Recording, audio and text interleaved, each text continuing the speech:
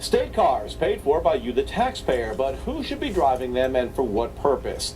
We've been looking into the cars used at docks, the Department of Correctional Services, and it turns out we're not alone. The state inspector general is now investigating the very same thing, and for the very same reason, because you paid for it.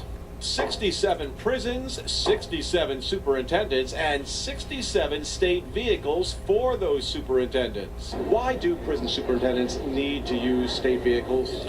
For the same reason that they always meet. They're on call 24/7. Some of those cars are fairly new. The Department of Correctional Services confirms for me that last year 7 Chevy Equinoxes were purchased for superintendents whose state cars had gotten old.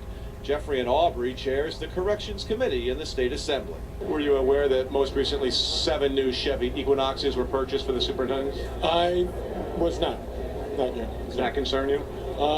That would concern me.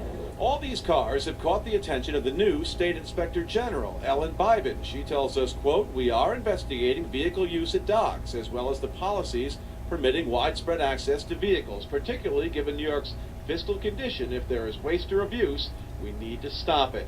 The new Cuomo administration is looking to cut waste at every turn. The state of New York spends too much money. It is that blunt and it is that simple. But the lieutenant governor tells me sometimes it's hard to say if car use is justified or not. Before a take-home vehicle is ever assigned, you have to look at what is the payback for taxpayers, and does it help enhance their position? Is it callbacks, and is a vehicle used repeatedly to go back and forth? But again, even when those vehicles are justified, we're in some very tough economic times, and everybody has to sacrifice. So what was in place and perhaps justifiable 5 years ago, today may not be. Because the superintendents are asked to return to prison in case of an emergency, it appears they have leeway as to when they can drive their state cars. But the argument that the cars are needed for a quick return raises this question. Is a vehicle paid for with taxpayer funds somehow more reliable than a personal vehicle? Does it have to be a state car? I'm sure they have reliable transportation of their own. They're well paid, But if you make it part of their job, then if it's using their private car, are they not entitled to reimbursement?